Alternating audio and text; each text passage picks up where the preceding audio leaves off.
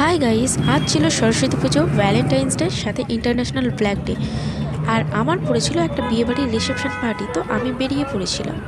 রাস্তায় যেতে যেতে হাই রে বাপরে বাপ, কি বৃষ্টি!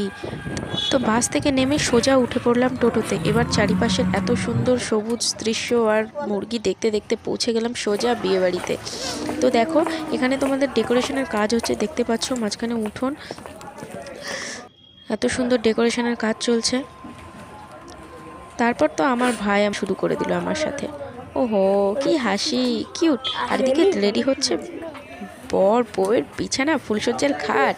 সাথে আমরা সন্ধ্যাবেলা বেরিয়ে পড়লাম একটু পুনর্ভাবা নদীর দিকে। আমাদের গ্রামের পাশে পুনর্ভাবা নদী রয়েছে। দাদা, বৌদি আর আমি যাচ্ছি হেঁটে হেঁটে। মনে হচ্ছে মরুভূমিতে রাজ করছি। সমুদ্র, ওফ, বালিগুলো দেখে মনে হচ্ছে কোন সমুদ্রে পৌঁছে গেছি। কিন্তু এটা আসলেও মানে সমুদ্র নয় আর কি। তো এখানে আমার দাদা বৌদির মধ্যে খুনসুটি লেগে পড়েছে। আর তখন যে সন্ধে হয়ে গেছে টেরই পাইনি। এর থেকে বৌদি আমাকে রিকোয়েস্ট করেছিল সাজিয়ে দেওয়ার জন্য, সেই জন্য আমি একটু সাজিয়ে দিচ্ছি আর কি। তারপর রেডি হয়ে গেলাম আমিও নিজে। এইবার শুরু হলো বিয়ের কন্যাযাত্রীর আগমন। তারপরে দেখো দেখো কি হাসি আমার বৌদি, হাতে নিয়ে নিয়েছে কফি।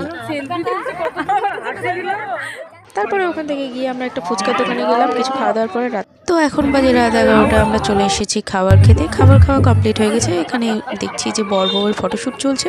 ওয়ে হয়ে কি রোমান্টিক ফটোশ্যুট, একবারে কোমরে হাত দিয়ে। তো মোটামুটি 12:30 1টা বাজে। আমার দাদা বৌদির বাড়ি যেহেতু অনেক দূরে, তাই ওরা বেরিয়ে পড়েছে বাড়ির উদ্দেশ্যে। Thanks for watching guys, love you.